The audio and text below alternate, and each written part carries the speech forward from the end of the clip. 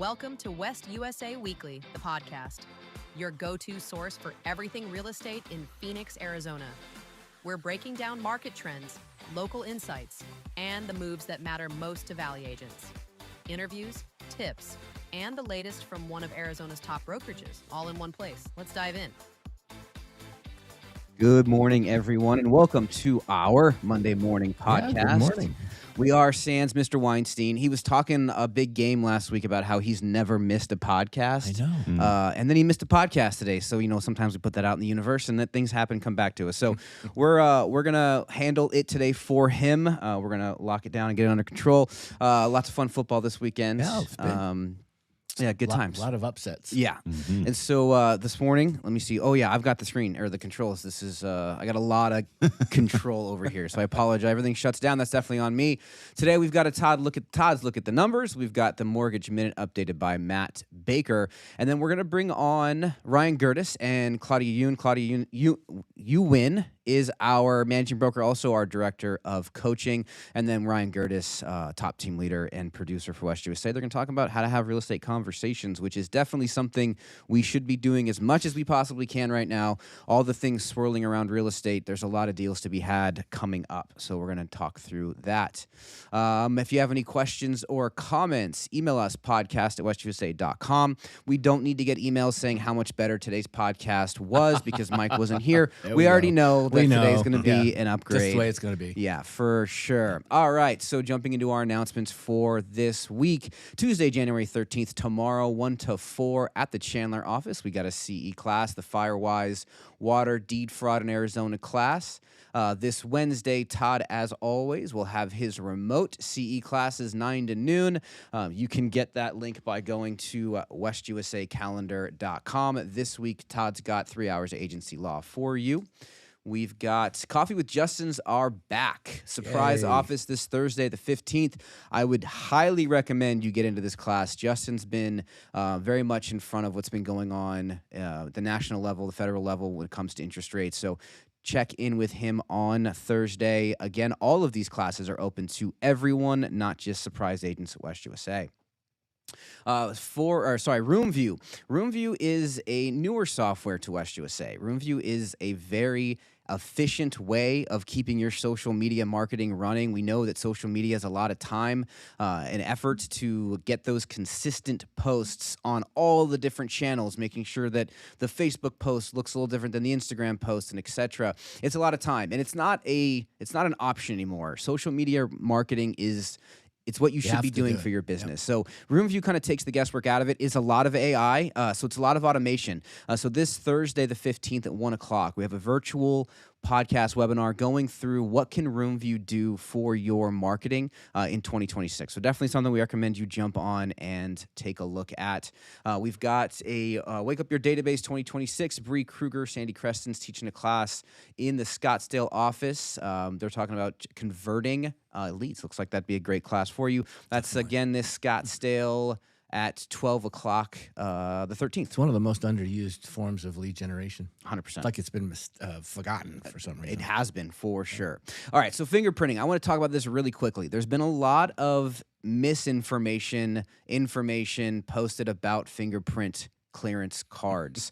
So we've gone back and forth, so I'm not going to go any backwards. I'm going to say, as of today, ADRE is requiring you have an updated fingerprint clearance card. You need to get it done. Yes, you don't have to have it completed until 2027, but there's no reason to wait. Get in front of it, get it done. The longer you wait, the backlog is going to grow because it's still a manual process from the department. The Cicero Group is bringing in a fingerprint person to help facilitate this for all of our agents. That's this Wednesday, the 14th. It's going to happen at the Scottsdale office. Make sure you bring everything you need to bring. There are instructions when you go to your ADRE login. You log into ADRE with your code, your agent ID. There's going to be a button that's going to say your fingerprint clearance is not updated. Click here for instructions. These are Arizona Department of Real Estate instructions. You need to follow their instructions. If you call our brokers, they're going to point you back to ADRE's instructions. I've gone through it. Todd's gone through it. Claudia's gone through it. So it's definitely something you want to do. It's not a challenge, but Carlos and the team has made it a little bit easier so you can just show up to Scottsdale on Wednesday with your required So just to be documents. clear, Yeah. that your the laws say that you have a responsibility to keep your fingerprint clearance card as well as your residency card, proof of residency, valid at all times. So if your passport expired and that's what you used as your validation for your residency, then you're probably going to not be able to renew your license unless you update that. And the same thing for your fingerprint clearance card. Yeah. And there are expiration dates right on it, so you can see. Yeah, super easy. And then, we got Cynthia Mincola, our brand new Arrowhead office manager, is jumping into the education. Cynthia's fantastic, and she really does know what she's talking about. So she is going to continue what Anna was doing when it comes to transaction desk and dashboard assistant every second Monday of the month at the Arrowhead office. So if you haven't taken a look at that, please do that sooner than later. If you have any questions or you're excited to get into to transaction desk and all the changes that transaction desk is laid out, show up every second Monday of the month. Quick reminder, next week is Martin Luther King Day, so we are going to not have a podcast. All the offices will also be closed. All right, Todd, let's get into the numbers. Thanks, Nick. Appreciate it. Thanks, everybody, for joining us today. Just a quick shout. I will have posted today in the Facebook groups the month end for December. It's all done, ready to roll. And also a year-end analysis and comparing 24 to 25, and also a forecast on what to expect for 26. So today, welcome, January 12th. Here we go. Across the board, we have 85 days closed on market, a 3.7 month supply. Absorption rate is at 27.02. Average list price this past week, $776,235. Average sale price this past week, $684,115. And our list price to sale price retention last week was 96.67. Active inventory dropped to 23,692. Pending is sitting at 3,211, and closed units month to date for January at 1,216. Looking at new listings taken, not bad, 2,357. People are definitely held off until January 1st to list their homes. So just in the last week and a half, we've seen significant increase in new listings. Days on market is at 92 days for active inventory and 85 days for closed. In the lower left-hand side, our price ranges show that the decline or the contraction of each of the price ranges happened in the under $800,000 market. Everything beyond that, of course, did not decrease, which means it increased. So that brings our total inventory 0 to 600,000 at 67.65. And what that red means is it just means that number is less than it was last week. 600 to $1 million homes at 18.41% of the total inventory, and 1 million and up product at 13.93. So here's the spreadsheet. Taking a look across the board, new listings taken at 2357 as described, up from 1543, thankfully. Last year, though, look at this. Same week as this week, 1,452 in January of 25, which we thought was going to be a good year. Well, it was, but 2,357 is significantly more than that. So sellers are definitely re-engaging already this year, and only 1,687 the year before that. Taking a look at active, we're at 23,692. Yes, it would be nice to see that a little higher. It may come higher. We just had a really good run on it this past week. But again, we're about 10% ahead of where we were last year. Notice that big change right above the minus 0.7% in red. You'll see 8.72, and then that salmon-colored line going over to 2025. And those numbers represent what took place year over year back to 2025. And so we've been looking at that number being as high at the beginning of last year as 30%. But over the 2024 and 2025, we increased inventory dramatically. So we're now about the similar kind of numbers as we were last year. So that isn't going to be. So inventory is not going to be a big issue in 2026. Inventory is going to be there. At least that's what's anticipated. Taking a look at pending and under contract accepting backup offers and contingencies, we're at 3,170 in escrow right now. Again, we look at this number as we do listings with sellers being interested in engaging. Well, we look at pending as buyers engaging. And so you have a meeting of the minds, and that's, putting in an escrow, and that's what pending is. And so as a result, we use this to determine or to feel out the market or to identify whether we have more buyers in the marketplace or fewer buyers in the marketplace than any other previous time, and when we reflect back on those transparencies. So 2,856 is what we had last year, same week, 2,500 the year before. So again, if this is just a first week anomaly, fine. But if it's a first week, hey, you know what? This is sticking around. We're seeing those increases already showing up. 1,216 is where we are so far month to date. We're way too early in the month to pull anything out of the hat. But if you just look at the numbers, you can see other than 2024, look at that. We started off 2024 with a bang, with 2,679 in escrow, but we didn't finish up that well. So let's see. Month supply, 6.91. Well, for all of those buyer market fans, you will be able to use this to potentially say, we're in a buyer's market last week. So we may not be in one again moving forward. But again, just last week's numbers, supply and demand said we had a 6.91 month supply. Again, the year before that, you can see we were at a 6.15, and the year before that, well, hence that big, pending 3.20. So this is how we can look at these numbers and say, what's going on right now? How does it compare to last year? It doesn't tell us the crystal ball of the future. That's obviously for us to interpret as we move along. And hopefully the information that we give you on the podcast, which I think historically, everything that I've ever said falls in line with what Lawrence Young of NAR comes out with about 10 days after we've said it here. So I think that there's some pretty reasonable information to pay attention to. Looking at the median sale price, which is the bottom number in this red box, we're at 474.9. We were at 475 last week. We were at 450 the year before that. But I think what we're going to see come out of 2025 is an average number, which I'm going to show you later today on when you get that year-end report. I think what you're going to find is that we ended up somewhere right in the vicinity of 450,000. And that just means that the pricing did not take off at all throughout the year. In fact, if there's anything that took place, was a settling of listing prices and reductions in prices. Sellers were not able to get the money that they thought they were going to be able to get. 92 days on market is, on active is pretty brisk. It means the properties that are selling are the ones that are more recently put on the market. Not the ones that have historical attributes to it. List price to sale price retention. How much did the seller keep of what they were hoping to get? 96.67. If you look way over on the left-hand side of the whole column, you'll see this ROT column way over on the left. That's called rules of thumb. And a lot of these numbers on the left-hand side will be, well, what is the 5-year historical perspective for Arizona, the armless market? And so 97.8 is still. Now, I will tell you that this number's been 97.8 since 1998 when I started recording numbers.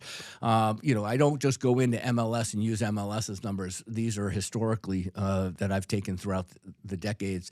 But 97.8 is that actual number. So when we're below 97.8, well, let me first just say 97.8 means that the seller is historically used to giving up 2.2% off the list price to the actual contract price they accept.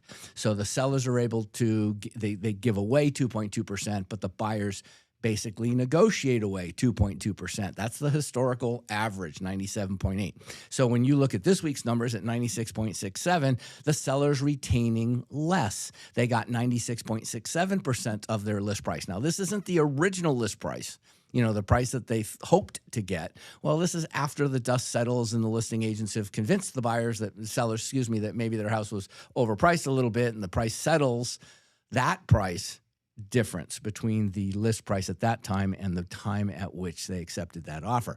So 97.15 the week before. Last year, same period, 97.63, 97.49 the year before that. Now, these are always will be typically minute changes. When we see a big swing, like a 91% or 105%, what we're seeing is 105 says that the buyers are paying 5% over market. And the 91% would mean that the seller's having to give up 9% to make that buyer buy, to incentivize that buyer. So this is how we use these numbers. We'll, again, I'll tell you a little bit more about this in the year-end reports. But that's what we've got so far this week. So I appreciate you guys hanging in there, and we'll turn it over to Matt. Awesome. Todd, that was a lot of really good information. I also am just tickled pink that Mike was not here when the numbers showed the buyer's market. And hopefully when we meet the next time, it's below 5, and then we can make fun of him again. Mr. Baker, welcome, man. It's been a long time. Yeah, Happy New Year. Yeah. Let's get into it, because rates have been moving in the right direction, as you can see. Now, I want to preface this with that you can go online and you can see that the Freddie Mac or whatever the president tweets out, like, 5.7 is where rates are. You can get rates with points and fees into the 5s. And you can go into the low 5s. I've actually seen as in the high 4s. So you can get there. It's not the rate that changes every day. It's the cost of the rate. I don't know. I've said that a few times. No, but it's true. And it's true. That's how the market ebbs and flows. So yes, you can get a FHA rate at 5.5. You can get a conventional rate at 5.75. It's just going to pay for it. And this is showing without that. Now, let's talk about what happened and where we were a month ago and where we are now. You can see green is good. That means rates have improved. And you're like, gosh, just in the last 2 days, we had a pretty nice run there Friday or late Thursday, Friday, because after hours, Trump tweets out that he's going to buy $200 billion in mortgage-backed securities. You're like, what does that mean? Basically, liquidity. It's just adding liquidity to the market, which helps bring down rates. This is also known as quantitative easing. And if you remember, quantitative easing was something they did during COVID, and it was to the tune of about $600 billion. So it's still a move in the right direction. But this knee-jerk reaction is in typical Trump fashion. We have no context as to how they're going to implement this, but yet it moved the market to the tune of about 50 basis points, or 0.5% in cost, improved from Thursday night to Monday morning. So it's a nice little run. Hopefully we get more context, like, well, when are you going to buy them and how long, and what's the duration? Are you going to do it once a week, monthly? Like, how is it going to work? So we can get a little bit better firm footing and get rates to improve. But just like you've always said when Powell speaks, it's not the actual rate, it's the market's adjustment to the conversation and the narrative about what is to take Always place. In anticipation of. Right. Always. That's what market is. That's what. So that knee-jerk reaction you spoke about a moment ago was not a commentive knee-jerk reaction. It was the market's knee-jerk reaction to the comment. And inflation comes tomorrow and could reverse that course. And you could see rates get slightly more expensive tomorrow. Right? Always going to ebb and flow. And a good point to that is the comments that Trump made were a little subdued because unemployment rate went from 4.6 to 4.4 on Friday. And so a little bit of that steam that the positive momentum had from buying $200 billion in mortgage-backed securities came off a little bit with this, jobs report isn't as bad as they thought it was. Even though I can get into the reasons why this is unemployment rate of 4.4, it has nothing to do with real unemployment, but it's how the household formations and how they're calculated. But more importantly is this week you've got inflation coming out tomorrow. That's probably going to move the market. Who knows what is going to come out? They're saying that there's still a hangover from the government shutdown. So that hangover could potentially lead inflation to look lower than maybe it was, which I'd like that, because then inflation is kryptonite to mortgage rates. So if inflation's high, you should see inflation or rates go high, and that's what we don't want. Now, I put this very confusing graph together because it's really all of the products that we have at Guild. And I don't spend really any time talking about like all the variables, but we have like 280 different programs. Promise of Home on the down left is like all your down payment assistance. And like there's 12 different programs that you can fit into if you don't have money saved. There's reverse, we've got entrepreneur loans, we've got HELOCs and the like. And I'm going to spend just a quick second talking about entrepreneur loans because it is forecasted in 2026 to be over 20% of the market. Wow. So if you're not familiar with how these loans work, these are bank statement loans, investor cash flow loans known as DSCR. These are LLC options, 1099s, where you just look at your 1099, you don't look at tax returns. So there's lots of programs out there for entrepreneurs. And if you are like, I don't know, they talk to one lender, and there are lenders that don't understand or don't know this type of product. So talk to me about it. I'll be happy to. I'm probably doing about 25% of my business right now is entrepreneur loans, just because in the last 45, 60 days, I've talked about it with more and more people. And so once you understand how these loans work, gosh, the rates aren't that different than if you just did a 20% down full doc loan versus a bank statement or entrepreneur type loan. So there's just lots of things out there. If you're not familiar with it, you should be, because it is going to be a growing percentage of buyers that need that type of loan. And with the rate difference variability not being very much, maybe a half a point. So even if I guess the point would be, no matter don't get stuck in the mentality of FHA VA as a realtor. Even be creative. Learn a little bit more about these other programs that an average homeowner, a person that fits that particular category, that particular loan product, might be able to achieve, that could put them into that home in a better financial position than some of those other loans. And I think that's I write off too much income. Yeah. They're like, oh, well, are you sure? Like, there's programs out there that don't look at your taxes, right? So, like, maybe we should have those conversations. Yeah, exactly. Thank you for sharing that. That's good. Do you think that the influx of entrepreneurs are due to just people combating unemployment, or what are you seeing over there in the trenches? Well, I think there is absolutely a relationship between this gig economy and being able to have 3 or 4 jobs, and a lot of that isn't taxed. And isn't disclosed on IRS forms, or they don't have a history of it, because you need 2 years of history. Well, they've all of a sudden they're having one really good year. Well, if we can just use bank statements, they can get to their desired purchase price. And I think we've also just been pigeonholing everybody into, oh, it's got to be taxes, got to be taxes, got to be taxes. And over the last couple of years, those products have sort of morphed into this entire class of loans called entrepreneur loans. You might heard the term non-QM. I don't like that term because I feel it's too confusing. Nobody knows what QM even means anyway. Yeah, so, if they're savvy in the industry, then go ahead. But if the average consumer, the average consumer, entrepreneur loans is exactly what they are. And most have side hustles or side jobs, and they're like, well, how do I calculate that income? Yeah. Well, that's what these programs are for. Awesome. Yeah, for sure, Matt. And if you're not working with a lender who's got a lot of programs for you, or you don't know what your lender's offering, you need to have a conversation. Who you work with really does matter when it comes to the lending arm of these transactions, because your buyers don't know either. So you need to be working with someone like Matt, who's got a lot of opportunity, a lot of options, and knows the industry enough to have that intelligent conversation with the buyer for you, so that he can then walk them through the right process of getting that loan. Totally. Okay. Thanks, guys. Thanks, Matt. Yep. Appreciate you. Have a good one. All right, we're going to invite Claudia Ewen up here to the microphone. We've got. Sorry, Todd. Yeah. No, I was just going to say we should introduce Ryan. I was. He came in As I Claudia's slipped in coming like up. a ninja. Yeah, we wanted to just Like a ninja. surprise Ryan Gerdes is here. He's going to help us walk through the real estate conversation. So we've got a pretty powerful panel here of Ryan, Claudia, and Todd Menard. How pumped are you guys that Mike's not here? like you get me instead. Okay, so if you are, this is a good time to, comment into Nick on the podcast. Oh no, this is Nick's opportunity to get redemption. It's my time to shine. Yeah. Awesome. All right, we're gonna jump into, because this is a very important topic, and I know we touch on it. We've briefly gone over it. We've done a 3-pack on it, but I don't think we've ever really spent an entire portion of the podcast with multiple people who can walk through how to have real estate conversations. Getting into 2026 with all of the coming out of 2025, already seeing a pretty bustling market. Yep. We need to know how to do this. And I think this is what stops a lot of new licensees in their tracks. They just don't feel like they have the confidence. That's why we're really excited to have Claudia on, who's also our director of coaching. So we have a couple different angles here that we're going to take on this conversation. And then, Ryan, you got the keyboard, my friend. So I'm going to let you just kind of run us through. So I hit the down button or the right button? Either one. I think it's your special day. All right. There we go. That's a Mike comment. Well, some things just rub off. I was pumped to be here without Mike, and you're over here sounding Sorry, like buddy. him, dude. All right. Cool.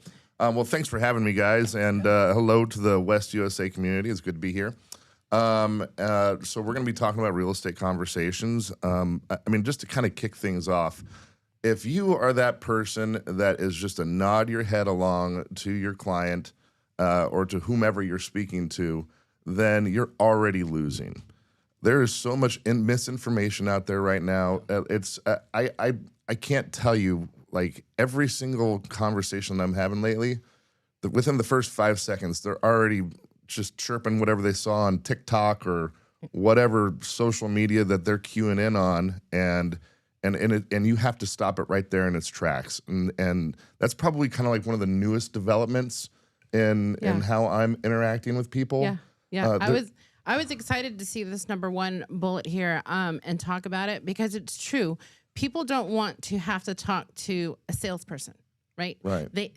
But that is because they have no confidence. There's a lot of questionability. They're not feeling comfortable. So, and one thing that I like about agents that do get the information, everything that Todd shared this morning, I'm sure you use in your sales life, because you guys educate the consumer. That gives them confidence in you, confidence in the product. Right? You can't sell anything if you don't know your product. And it's not just the physical property, it's the market. So the more that you can get informed on, I'm so excited to see the year-end numbers that Todd's going to put out on Facebook for us, because that, for me, is my ammo. That is going to show that I know my product. And your product is the market, right? So, and I know that your team does this, Ryan. You guys educate the consumer. And that is, again, giving them something of value. Not only am I going to show you these beautiful homes, but I'm going to show you and give you some information about the industry.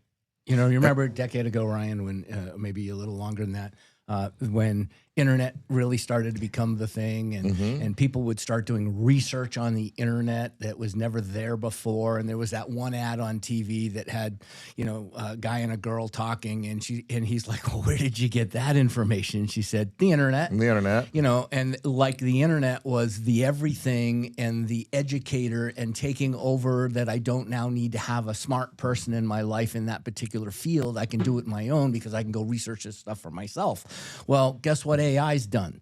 AI is now in that exact thing. You have to, AI is not, as much as I love AI, I use it for everything. It only gets you 70% there. Yeah, and it really takes you even back maybe 20%, because now you got to verify everything it tells you, because a lot of times it's wrong. So here's what you see today versus, I think in your conversation, Ryan, I'll let you talk with it, but here's what we're seeing. We're seeing is people don't think they want to use a realtor, or they think that they're going to invest in real estate specifically because they've created an AI friend, and they get their data and their information from AI, and they think now all of a sudden AI is it. Or they're seeing all these people that now have these podcasts that now are spewing information, and they're doing it. They're following these podcast promoters, which is you do one a day for 365 days, and then you do one a month and you start subscribing. That's kind of the concept of what this new AI business podcast thing is all about. Well, I got to tell you, a lot of those people don't have the experience to be standing there and doing those podcasts. Yes, they're doing podcasts that you and I are not, but we're comparing our insides now, what we know, what we don't know, the diligence that we personally want to provide to our client. We're comparing our insides to their outsides, to the thing that we're seeing them produce and spew online. And I think personally, that's a problem, but it's a gift to our conversation today, because you're going to tell people, and you've been telling people. Sure. And, you know, and that's the reason why they need you. And with a lot of these podcasts and influencers that you're seeing out there, sure, it might work for certain situations or certain markets or, you know, certain scenarios, but they're trying to pawn it off as this is the all-knowing, and it's like, okay, that's the moment that you know it's a lie, right? That you need to run. Sure. Because doing real estate, I want you to subscribe to my channel to learn about real estate. But how many houses have I sold? Yeah, probably none. Yeah, or maybe they did decades ago, and they think that their information is evergreen, and it's just not. It's if you've spent any time in this market, you know it's changing every single day, and that's the only constant, right? So yeah, first bullet point up there is no one wants to talk to a realtor, but everyone wants to talk real estate. And that being said, I usually don't even let on that I'm in the industry for quite a while into the conversation, because quite frankly, I'm interviewing them. Right. I'm trying to figure out whether or not I want to work with this individual, because as you know, particularly when you're in a market like this, people are time vampires, and you need to manage your time wisely and figure out whether or not the person in front of you is worth it. So I'm over there. I'm drilling them. Who's their influencers? Where are they getting their information from? Go Great ahead. question. Tell me more. Right? Yeah. Yeah. Well, exactly. So when it comes to that, you have to identify the person in front of you if you're gonna if you want to work with them or not, and whether or not they're going to follow through. Because I set some pretty hard standards right up front. Like I said earlier, people are just starting to spew misinformation within the first 5 seconds, and it's like, okay, are you coachable? Right? Yeah, because there's a long road ahead. Yeah. It's not just let's go out and look at homes. You're going to be dealing with that client for some time, right? Mm-hmm. So yeah, you do have to interview the client, and I think that's a really important point. Not all buyers are the same. So if you have an investor buyer, that's going to be extremely different. So you need to know what they know where they're going, so that you can get them to where they should be, right? Mm-hmm. So that's a good point. And for me, I don't want to be for everybody. I don't try to be for everybody. I'm just like you guys. I'm a data junkie. Like I chase numbers. I don't care about the color of the wall. I don't care that that they're all into the engineered hardwood. I don't care about that. I love that you said that, because I'm not a data junkie. So I rely on the information I see from the professionals like Todd, people that study the numbers. In my real estate career, I think I did the best when I had my partner with me, because he was very methodical. He was the numbers guy, but I knew that I wasn't. So that to me was important. Well, I think what a synopsis of what this slide is here is that, Ryan, you're looking at people and you're saying to people, tell me more. Okay, where did you get that information? What does that mean for you? Interest rates are lower. How do the interest rates move? Maybe you're constantly challenging them to try to come up with a point where they either have to stop because they really don't know. But what you're doing, what I'm hearing is this, and tell me if this is wrong. No. I'm hearing you putting somebody in a position for you to come to the realization whether you want to work with them, not because you just want to decide if you want to work with them, but because of what's on this screen, or know what's on their mind. If they are so indoctrinated with the wrong information, the ability for you to move them might become impossible. And yet you get them into your car and you drive them because you think conversion means selling a house, getting them in your car, rather than selecting the person that is most likely to close. Mm-hmm. And they're probably still going to transact with or without me, and that's perfectly fine. But I can tell you one thing: they're not going to be calling me up a year later talking about what a crappy deal they got or what a crappy property they got or whatever, because I'm not going to work. I'm not going to work on a transaction that I don't stamp off on, and that's. I mean, I think that's kind of one of the big things that makes me different. It leads us right into our second right, point, yeah, which is true, and that's what I was saying. Is you do have to stand out in this industry, whether it be the extra time you take with your client to, again, quantify the relationship here. What do you need from me? And here's what I need from you. And again, what makes you different, it's very, very important in sales. And for us over on our team, it's all about building generational wealth. Correct. And we never deviate from that aspect of it. Are there other people out there that's their focus? Yeah, but I can tell you 85, 90% of the people out there that have a real estate salesperson license, right, they're over there trying to convert transactions. They're trying to get that contract signed, and they're gonna do it for their own benefit. And I'm not hating on that. No. I'm just saying that's not my bag, baby. But then we're not doing anything to have that person come back into our lives, and we actually shut them out because we think they're not going to buy for another 8 years. So why take the time to invest in that person? It would be better. Here's the thing. Everybody needs to buy their first house. Everybody needs to engage in real estate as consumers. Everybody, because that really sets them up for success in blue collar and 401 at the end of the year, at the end of their careers. But Ryan, I almost called you Mike. But Ryan, sorry. Here's the thing. You and I know each other for many years. Yeah. But the thing that I'm trying to see here, and I'm trying to help the agents that are listening with, is first, they don't know where to go to find a buyer or a seller. They don't know how to leave the house and go have a conversation. So that's maybe 80% of real estate agents. They are waiting for the person to come up. They're working in their or on their business, but they're not working in their business. They've come so far to the point where we've indoctrinated people to be working on your business a portion of the time. Now they're working on their business, the analytic, but they're not going to work. They're not actually putting themselves in a situation where they're going to bump into somebody to have a real estate conversation. So I'd like to just ask you guys, how do you wake up in the morning and have the mindset, or because you're both different, you just admitted that, right? Mm-hmm. One's analytical, one's a high I.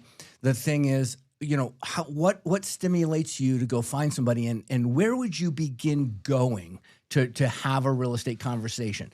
The other part of that is when you have one, are you trying to convert them, or you're trying to kind of long-term, meaning, I'll give you a couple of weeks to get on board with this type of conversation, or are you, because we also talk about the word conversion, and I think we misinform our agents that when they get a phone call like out of Zillow or something, they got to convert them into a buyer right now versus helping them navigate through that whole service that might take 6 months, but then you're going to own somebody. Yeah, I love it. So the mindset, obviously, that's where everything starts. But for me, I kind of have to post date it because I'm in cruise control. I'll be honest with you. I've been doing this so long, it's just kind of habit. So it's kind of like when you first start out, like I guess the only way I can compare it is like a workout regimen. Like the hardest part is going to the gym, right? So don't think about it. Get off your ass, get in the car, go to wherever you need to go, and just start. If that donkey is riding, then yes, get off that donkey. You don't want to stay on that. But one thing that I do see, and it's kind of a good mesh of different personality types. Social media. You guys are posting information. That's how you're putting it out there.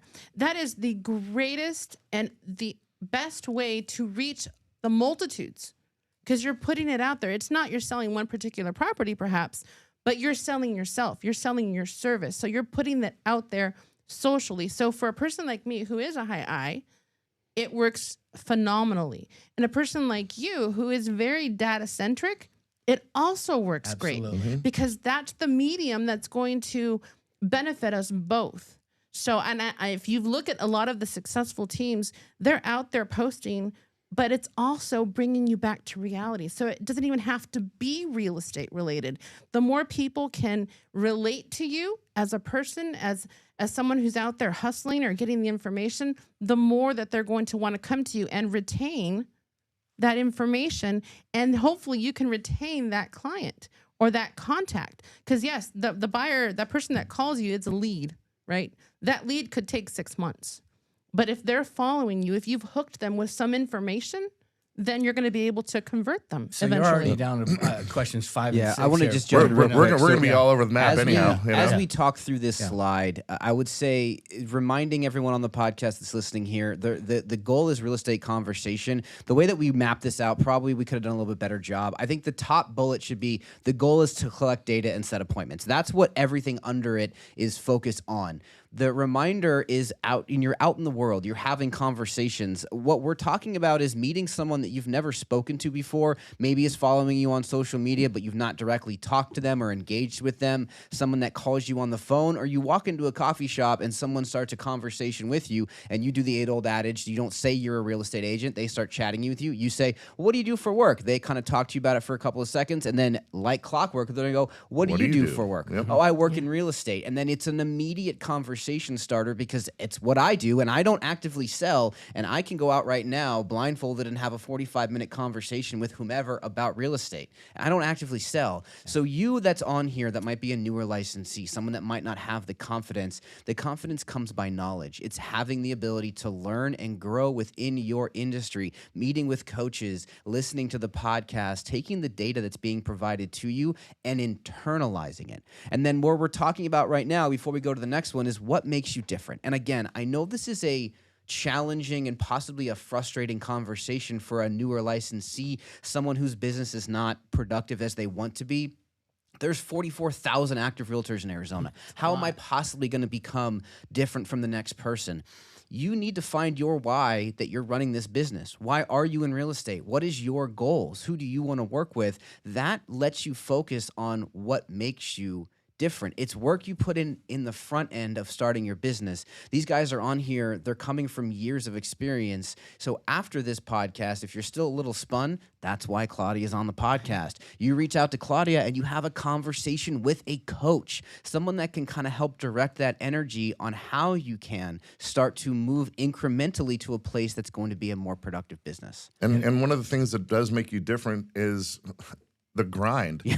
Like if you're that one that is actually out there working this as a full-time job and not a hobby, that you're already a different different breed than most of the people out there. And I want to finish answering your question. What do you do to go out and find clients? It is anything that's everything. Ryan Reed, I was talking with him a few weeks ago at the Christmas party, and he says, all of our new agents, they get 100 days, and they're doing an open house every single day. And I'm like, dude, that's a brilliant idea. But I would take it one step further. I don't care if you've been in the industry 50 years or 50 seconds. If you're hitting a standstill, or you're just, you're not hitting your numbers. Yeah, you're not hitting your numbers. Do the 100-day challenge and don't stop until maybe it's 200 days. I don't know. Whatever that number is, where you're setting up an event or an open house or whatever it is that you've found most of your success from, then that's what you do every single day. And those reps and sets are going to be what increases your conversion. Of course. Making you have better conversations. Yeah, and that's using that muscle memory. Again, if you don't do scripts or you're not good at memorizing things, if you just get used to having that conversation, I say this to our new agents all the time in coaching and during React Week. Nobody teaches you how to describe a home. This is a foyer. This is recessed lighting. This is granite. This is quartz. This is coffered ceilings. No one shows you that in real estate. It's not in a book in school. That's not something that you see. But yet, if you have time, go to a new home build. Meet up with a coach. Go over the amenities. Oh, this is executive height countertops. I had no idea. But open house gives you that opportunity to practice that, right? To how do I talk to a potential client? How do I do that? How can I talk to a lead and then again bring them in? You can't find that anywhere else like you can at open house. Yeah, and it's funny. We have one of our team members. She's just one of the sweetest, nicest people. And I said, you need to go do an open house and you need to just be rude to everybody. Learn how to be rude. Yeah, like learn how to say no. Yeah. Learn how to challenge people. Don't nod along and say yes, like we were talking about. Like learn that so that you can learn how to be more assertive. Sure. That you can actually go out there and represent. Because, a huge element of this job is negotiating. Who wins in those negotiations? It's never the nice one. I actually used that when, as agents, we get a lot of calls from investors, calls, texts. It drives you insane. However, when they call me, I say, you know what? Send me an email. I will keep your information. When something comes up, I will let you know. Take charge of that conversation because they don't take no for an answer. So again, that took me a minute to do because I'm one of those people. No, I don't. So after a while, it gets annoying. So I took control of that conversation and I actually have used some of those investors. I've actually sent them out emails. I've actually forwarded them on to people because I gathered the info. It became, you know what? You're going to do something for me. Send me an email. I'll keep your information. Case done. You know what I do with investors? All right. Yeah. We're looking to flip homes. We're looking for our next opportunity, whatever. Okay, cool. What's your model? Yeah. What's your buy box? And they say, anything that makes money. Okay. So if we buy $1 million home and it makes $1,000 a month, that's cool. Well, no. Okay. Well, then you have numbers in mind. Let me help you out building a model. And then once we build this model and I find something that fits within that model and checks all those boxes, I expect you to sign. Right. You put him on the spot. Yeah. And then it's, okay. Well, it's, go Thanks, or get off bye. the pot. No. Yeah. Right. Are you for real or not? Right. Yeah. Correct. So as we go on to the next bullet point, I want to remind everybody, and again, We're listening to experienced agents. Those agents that are apprehensive, they're worried about doing a bad job.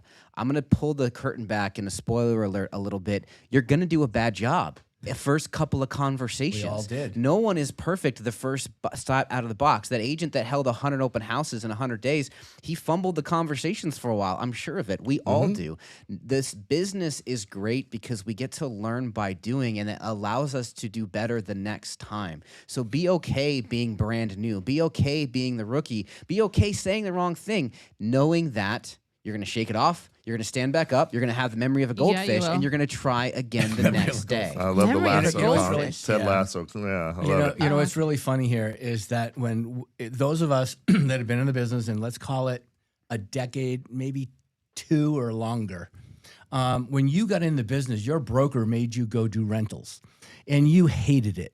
And you drove around, showed 30 different properties, and you got paid $300. And you were like, what the heck am I doing here? Learning. Yeah. You're learning how to have conversations. You're learning what people want and what they don't want. You're learning how to use your lockbox key to open a door. You're learning all these things. You're learning how to search, before you. And guess what? This is the most needy group of real estate people out there, our tenants. They need real estate services. So I don't know. I've always been one that if you put 20, if you took your first 100 days and you put 20 people in rentals, a year from now, you have 20 potential buyers at your doorstep because none of them want to continue renting unless they have to. And They convert through the roof. And everything that's on this list here, everything that's on this list, the one thing you can't change is item number 4. Their mind. Knowing what's on their Other mind. than that, you can help them change their finances. Their finances can help them either afford or you can direct them. You can put them in touch. But that's the one that is the most difficult. But guess what? Look in the mirror. That's the one that's most difficult for us too. It is. Is our mind. Is coming up to the reason is why do I want to go have a conversation?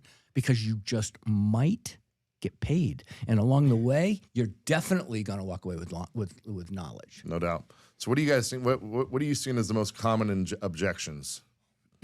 Well, it used to be incorrectly interest rates, right? Right. Because look what happened to those people. They might have saved 2% waiting over 2 years, but they lost $48,000 in equity. Correct. Yeah, Correct. yeah. And I would say, that's probably the biggest thing is the interest rate. And that conversation, it can go a multitude of different ways.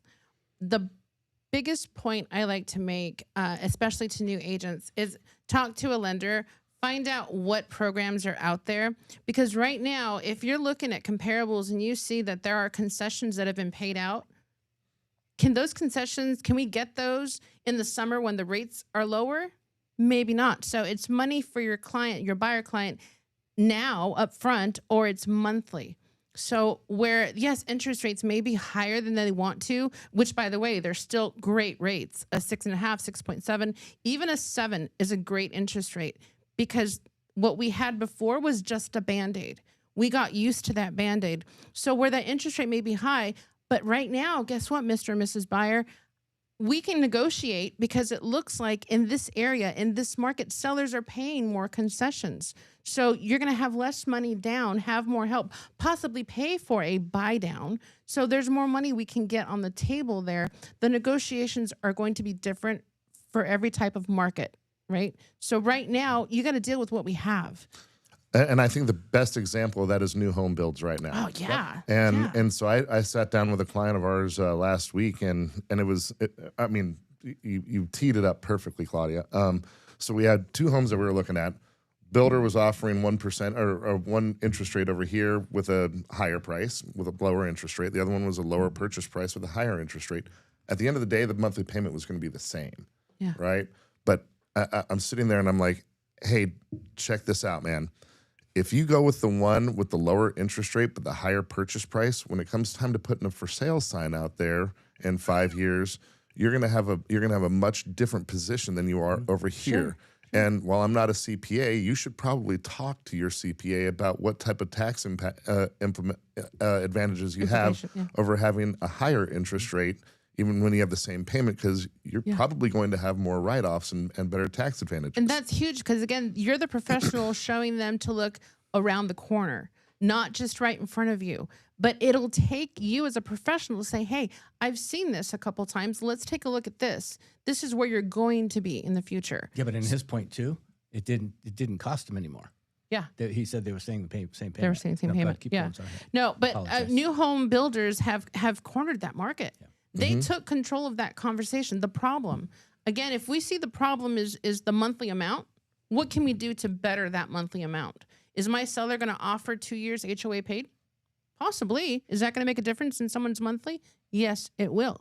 So again, tackle the problem. Yeah, and think about the market. Think about your first-time home buyers. They're different than the move-up buyers. They're different than the retirees that are moving out of their, home, and now they're empty nesters and they're moving into, want to reduce the size of their properties. Everybody has honestly different requirements going in, but also think about it from this perspective. If you're dealing with families that are moving up, or even just anybody who's moving up, the biggest issue is no longer their down payment or the interest. The biggest issue is moving their kids, moving their families, relocating, new schools, new this, new that. The trauma that goes through animals when they relocate. Right. But if you look at it from that perspective, Ryan, I think you and you do, Mike does, you and I, we've known each other for 30 years. There's Mike Duville out there that has a similar concept. When you select a different market, you said you pick your clients. When you select a different market, think about the fact that you don't have to have a real estate conversation with the family. That means you're relocating them. What about helping them with their first investment home? What about exciting them They're all so investment much homes. that by mistake? Good point. That's a really good point.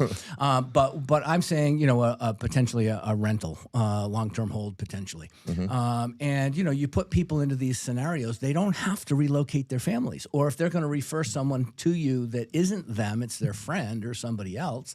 That's not them relocating. But if you've thought they're no longer valuable to you because they just bought a house from you, and now you're not going to see them for another 8 years, you're missing this whole, where do I start my next real estate conversation? Our follow-up strategy is very aggressive, particularly for the first year. And then after that, we are doing a pro forma for them every 6 months, even if they're living there. Right, so it's okay. We're gonna figure out what your cap rate is. We're going to use previous data to anticipate what the next 5 years look like. And when we sit down in a year, if the numbers aren't where we thought they would be, then we're going to make some adjustments, right? As a consumer, I would love that. If I was one of your clients, I would love that you're still thinking about me, thinking about how to better my situation, thinking of how to help me. Like, okay, I bought my home, I'm happy here, but hey, guess what? We just got this email. And if we follow this plan, we can be in a pretty great position. This is our stepping stone now. Let's move it up and let's see how we can make money off of what we've already spent. No doubt. Yeah. So knowing what's on people's minds and knowing common objections, it's kind of tailored towards the conversations that you're having with these individuals. The media and social media are going to drive a lot of the incorrect information. I think we've all touched on that, Ryan. You started with it. But to the point that we're talking about after we transact at this point, it doesn't necessarily change our ability to have conversations with those that we haven't transacted with, those that we haven't gotten an employment agreement with yet. We're keeping our pulse on what's happening in the market, our hands on the pulse, what's happening in the market. So you guys doing what you're doing, it allows you to course correct people's wrong mindsets, and you're able to get in front of objections because what they think is the problem isn't. Nick, you said something I think is really important and we all need to think about. Ryan, I love the wealth thing, obviously. But Claudia, you deal with more of I'm at 0 or I'm at 1 and I need to get to 8 or 10 for me to survive in real estate closed transactions. And Ryan, not that, obviously you do that too, but your own businesses. Sure. Historically, you've got 30 years of history now of success. So my question is, to Nick's point, it doesn't have to be somebody that you've already done business with, and the sphere of influence, your brother, your cousin, your sister, your relative, the person you buy that you talk to when you get your coffee every day, and all those little things hey, thanks for the great service. Here's my, and I'm not a business card guy really, but think about it this way. Hey, thanks for the great service today. Here's my business card. If I can ever help you, I'd be happy to offer you equally as great service. Thank you so much. Or something along those lines. What's your name? How can I get back in touch with you? But those are the real estate conversations. We're waiting to convert somebody before we have those real estate, meaning mentally that they've got to be interested in real estate before we convert them. Yeah. And the point is, stop thinking conversion. Start thinking relationships. Right. And as your relationships grow, business, if people like you, the business is going to happen even if you're brand new with no experience. You're going to get an opportunity. And that's practicing that mindset. If you see someone walk into the Starbucks that you're sitting there working on your laptop, working on your business, and they're wearing an ASU sweatshirt, you're like, oh, hey, great sweatshirt. I have a client that I just sold a house to. Her daughter just went over to ASU, and she is so happy. You just brought up what you do without saying, hey, do you know someone who wants to sell or buy today? So now you've related. Maybe they're an ASU alumni, and they're very proud of where they went. So now they can start talking about ASU, and you can, again, bring up your client that you just helped move into a new home that's by the campus or something, or maybe they're downsizing because their child has left to college. So there's a lot of ways that you can relate to somebody without having to bring up, do you know someone who wants to buy or sell today? That it used to work back in the day. I don't like that tactic. I like to bring up what I do without bringing up real estate. And guys, It's like, tell me you're in real estate without telling me you're in real estate. That's the best. I love that. I love that. And agents out there, if you guys have scenarios, I don't know how much time is left, but comment them in. We'd love to talk about it. I love interaction. If you guys want to email us to talk about something, we'll bring it up at the next podcast. I would love to hear what you guys are seeing, what you guys are thinking, because again, we're all going through the same thing in different ways. All right, so we got 3 minutes. We got 3 minutes left. How are you going to answer when someone asks you, how is the market? Great. It's a wonderful market. Done. So it is. It's know. a wonderful That's market. the answer. People are always having to buy and sell. So that's going to be subjective to where they're at in their journey. Mine is always, well, you know what? That's a really good question. What are you planning to do? Yeah. For me, right now, it is a buyer's market. So I'm going to always, right now, I'm going to always say it's a great time to buy. I honestly, Anytime's a great time. I don't want to sell anything right now, but I'll be honest with you about that. We are in ultimate buy mode. So you have a seller that reaches out to you and says, I got to move, I got to downsize, I got to get closer to my kid who's in Tempe and I'm up in Let's go Prescott buy one Valley. and we're gonna convert it to a rental. Yeah. And I'm going to teach you how to do that. And then when it becomes a seller's market again, I'm gonna help you capitalize on your full potential of your property. I don't want to say, hey, it's a great market to someone because they're going to go, oh, good. And then they're going to go back and talk to the person they think is their friend or the person that has a real estate license that they know or all those other things. But what I do know is time is obligation. And the longer that I have a conversation with that person, the greater chance I have to understand more about what they want to do and where they want to go. And then I can answer those individual questions along the way.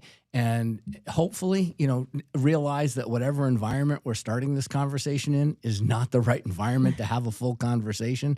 And I've got to find a way to, gee, you know what? I'd love to have more. This sounds really exciting for you. What's your day like what's your day like Thursday at 2? Make the appointment. Can I come over and meet you? Don't require they always go to you because the path of least resistance is what they're going to follow. So if I can come to you, that makes it a lot more And that's a easier. fantastic appointment setting tactic, and you that needs to be folded into every single conversation.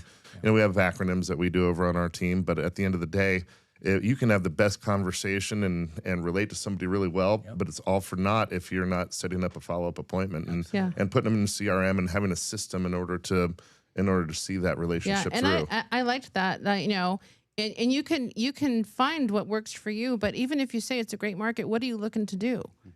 Right? It depends on where you're at in the whole scheme of things, right? If someone comes to you and they say that and they're asking because they're in a situation where they might be a short seller, you have to change your approach, right? Sure. So people could be asking the question for many different reasons. So you have to be able to pivot a little bit. It's definitely situational, but if we're talking about as a whole here, right? If someone asks me how the market is, I'm going to say, I'm going to go back to your numbers. Yeah. I'm going to say we're in a buyer's market. Point it out. Do everything that you can to figure out a way to purchase real estate so that you can you can grow your generational wealth. You know, we all have those people we call slick salespeople that come to mind when we talk about any product, and we don't like slick salespeople. And by the way, neither does the consumer. So for me, the reason I don't say it's a great market, even though I may know it is because Ryan, you might have overheard me talking to Claudia. Claudia was asking me about buying a home, and you heard that she asked me about buying a home, and I told her it was a great market. And then I went into that, and I went into it's a buyer's market, and blah blah blah. And then you're a seller. Did I just now that overheard that conversation? Did I just now basically I educated you even without talking to you? But the fact is that are you going to come over maybe and ask me now, or better yet, if they hear me say when you say, "Oh, how's the market? I'm interested in selling my home," you go, "It's a great market." You're a slick salesperson, Right? And everybody just heard it. Yeah. So again, if you really want to be considered the expert, experts rarely give advice. They ask enough questions to be able to give the accurate advice. Yeah. So to wrap us up today, thank you so much, Claudia and Ryan. Todd, as always, great Pleasure being information. So join us in 2 weeks on the podcast. We will have Mike back. So just send us, let's do a poll. Which one do you prefer? But thanks, guys, again. That's a lot of good information. And as always, when we get in these situations, if you're still a little bit confused, if we've asked some questions that have got you thinking more, we have a lot of great teams at West USA. We have a fantastic coaching program. Reach out to your branch manager, reach out to Claudia directly, and we want to help you get ready for 2026. So with that, in real estate, it's not about the market, it's about how you market. Love that. Thanks, Love it. everybody. It's fun. Go out and Oh.